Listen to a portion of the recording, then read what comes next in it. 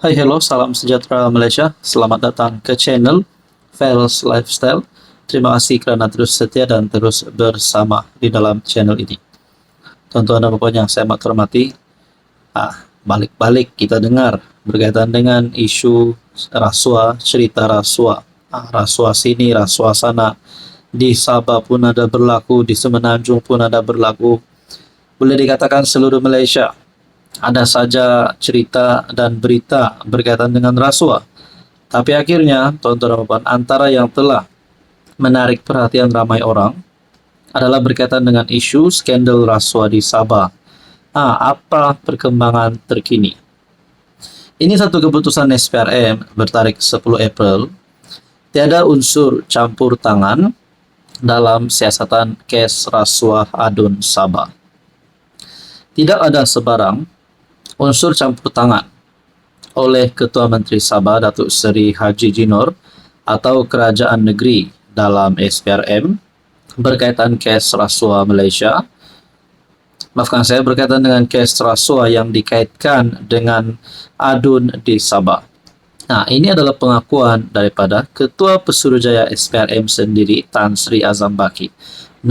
Kalau ada kata Ketua Menteri Sabah suap SPRM, kalau ada yang cuba membuat kenyataan Ketua Menteri Sabah Haji Jinor telah menyuap Azam Baki untuk menutup mulut dan sebagainya, akhirnya perkara ini telah dimatikan, telah dinafikan sendiri oleh Azam Baki. Beliau berkata pihaknya telah mengambil kenyataan Haji Ji sebanyak 2 kali dalam siasatan tersebut, dan Ketua Menteri Sabah memberikan kerjasama sepenuhnya bagi membantu siasatan. Setakat ini, semua kenyataan telah diambil termasuk daripada adun terbabit. Ada lagi tinggal kenyataan seorang individu yang terlibat dalam rakaman video kes berkenaan yang perlu kita dapatkan penjelasan, katanya, di Kota Kinabalu. Beliau berkata demikian pada sidang media selepas merasmikan program Capna Rasuah SPRM bersama media Sabah yang turut dihadiri Presiden Persatuan Wartawan Sabah SJA Datuk Muguntan Vanar. Tuan-tuan dan puan yang saya hormati, setelah isu ini tular berkaitan dengan rasuah adun berjemaah yang juga melibatkan nama Ketua Menteri Sabah, jadi dinafikan oleh Azam Baki sendiri bahawa siasatan ini ada campur tangan, terutamanya daripada mereka-mereka yang disebut di dalam isu tersebut. Dan pada akhirnya, persoalan paling besar, kalaulah mereka-mereka ini yang disebut di dalam skandal ini bersalah, didapati bersalah, adakah mereka akan didakwa, diheret ke mahkamah, dan seterusnya mereka akan masuk penjara. Ini menjadi persoalan paling utama. Lebih-lebih lagi, tahun ini Sabah akan berhadapan dengan pilihan raya negeri. Jadi saudara-saudara yang saya hormati, Anda rasa apa yang akan berlaku selepas ini? Apa komen Anda? Hai, hello, salam sejahtera Malaysia. Selamat datang ke channel Fels Lifestyle. Terima kasih kerana terus setia dan terus bersama di dalam channel ini. Tuan-tuan dan puan, ada satu berita. Kali ini menyentuh berkaitan dengan struktur kepimpinan. Kepimpinan Perikatan Nasional. Seperti yang kita tahu, pengerusi Perikatan Nasional hari ini adalah Presiden Bersatu sendiri, Tan Sri Muhyiddin Yassin. Bersama-sama dengan anggota komponen yang lain, Parti PAS, yang dipimpin oleh presidennya Hadi Awang, seterusnya Parti Amanah, dan ada sokongan yang lain. Jadi saudara-saudara, di dalam Perikatan Nasional, untuk pengetahuan Anda, parti yang mempunyai paling banyak kerusi parlimen adalah parti daripada PAS. Tetapi pengerusi bagi Perikatan Nasional adalah Muhyiddin Yassin sendiri, Parti Bersatu, yang mempunyai bilangan kerusi yang lebih sedikit berbanding PAS. Jadi saudara-saudara, mungkin ada yang mulai tertanya-tanya, bukankah sudah tiba waktu PAS untuk menunjukkan siapa sebenarnya Abang Long di dalam PN? Jadi banyaklah spekulasi, banyaklah cadangan-cadangan daripada netizen. Tapi pada akhirnya Tuan Ibrahim dalam satu kenyataan, PN dijangka rombak struktur kepimpinan. PN dijangka melaksanakan dengan rombakan struktur kepimpinannya Selepas gabungan itu bersetuju menubuhkan jawatan kuasa bagi menilai penambahbaikan organisasi. Timbalan Presiden PAS Tuan Ibrahim berkata, langkah menambah baik struktur parti berkenaan bakal dilaksanakan secara menyeluruh. Kita, PAS, ada cadangan beberapa penambahbaikan kepada PN secara keseluruhannya. Majlis Tertinggi PN bersetuju tubuhkan jawatan kuasa untuk menilai kembali, katanya kepada Malaysia Kini. Tuan Ibrahim yang juga anggota Majlis Tertinggi PN menegaskan antara aspek yang diberi perhatian dalam penambahbaikan parti itu ialah pindaan perlembagaan dan penubuhan Majlis Presiden. Jadi saya tertanya-tanyalah, adakah ini satu isyarat ataupun petanda mereka nak singkirkan Muhyiddin ataupun mereka nak calonkan daripada pemimpin PAS untuk mengepelai Perikatan Nasional.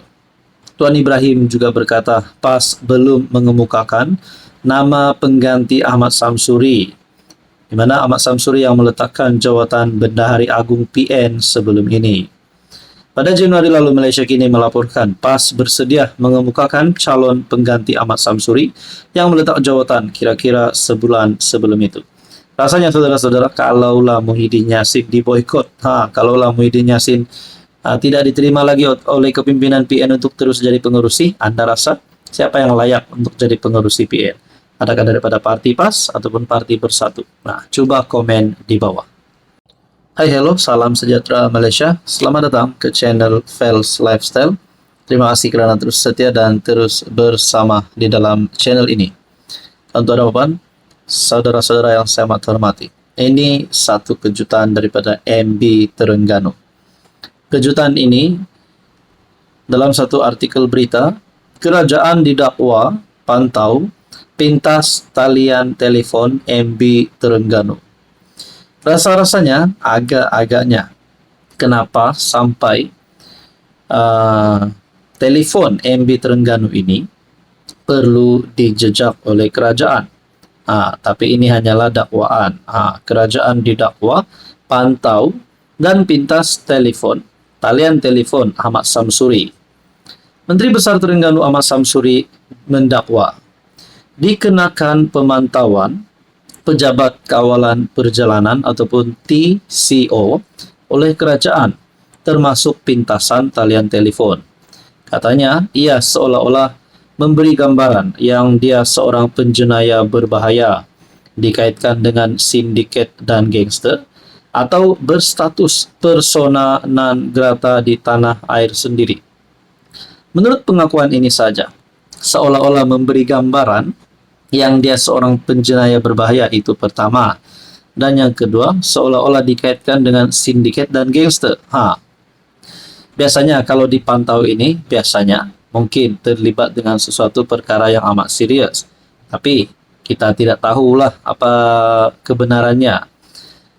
Menurut artikel ini, menurut MB Terengganu, adakah telefon saya dipintas? Sudah tentu 100%. Adakah saya diikuti ke mana-mana saya pergi? Walaupun atas urusan pribadi, sudah tentu tanpa ada keraguan dakwanya. Katanya perkara itu merumitkan proses keluar masuknya melalui sempadan negara, walaupun sekadar ke Sabah dan Sarawak sejak suku ketiga tahun 2024. Saya tertanya-tanyalah, kalaulah benar MB Terengganu ini terlibat dengan jenayah berbahaya kah, terlibat dengan sindiket ataupun gangster, sudah pasti perkara ini amat-amat serius. Dan kalaulah perkara ini benar, macam manalah jawatan beliau sebagai MB Terengganu, dan apa pula pandangan kepimpinan PN dan PAS yang mempunyai pemimpin yang terlibat dengan perkara ini. Kalau benarlah terlibat dengan jenayah ataupun sindiket ataupun gangster. Namun ini satu kenyataan, kerajaan didakwa pantau pintas talian telefon MB Terengganu. Saudara-saudara, tonton apa komen Anda?